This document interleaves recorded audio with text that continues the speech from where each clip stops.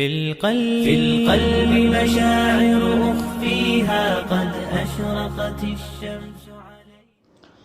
بسم اللہ الرحمن الرحیم.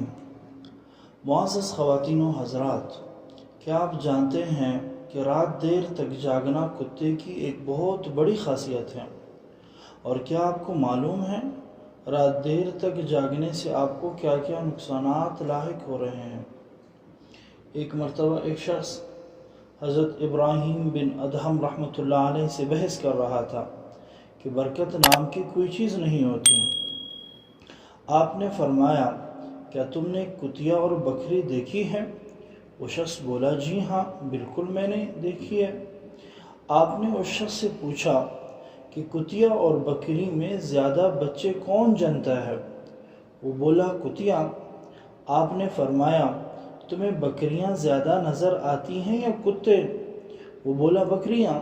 حضرت ابراہیم بن ادہم رحمۃ اللہ علیہ فرمانے لگے کہ دیکھو بیٹا، بکریاں ذبح ہوتی ہیں مگر پھر بھی کم نہیں ہوتی، تو کیا یہ برکت نہیں ہے؟ اسی کا نام تو برکت ہے. پھر وہ نوجوان بولا کہ ایسا کیوں ہے کہ بکریوں میں برکت ہے اور کتوں میں برکت نہیں ہے؟ آپ رحمۃ اللہ علیہ فرمانے لگے کہ بکریاں رات ہوتے ہی فوراً سو جاتی ہیں اور فجر سے پہلے اٹھ جاتی ہیں، اور یہی نزول رحمت کا وقت ہوتا ہے، لہٰذا ان میں برکت حاصل ہوتی ہے. اور کتے رات بھر بھونکتے اور جاگتے ہیں اور پھر فجر کے قریب سو جاتے ہیں، لہٰذا وہ رحمت اور برکت سے محروم ہو جاتے ہیں.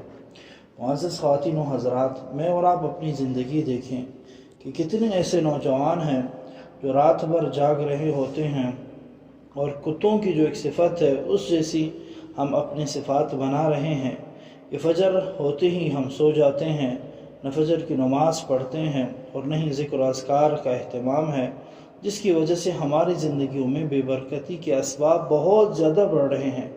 رزق میں بے برکتی، زندگی میں بے برکتی، صحت میں بے برکتی.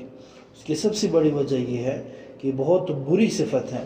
لہٰذا کوشش کریں، رات جلدی سونے کی کوشش کریں اور صبح سویرے جاگنے کی اور اٹھنے کی کوشش کریں.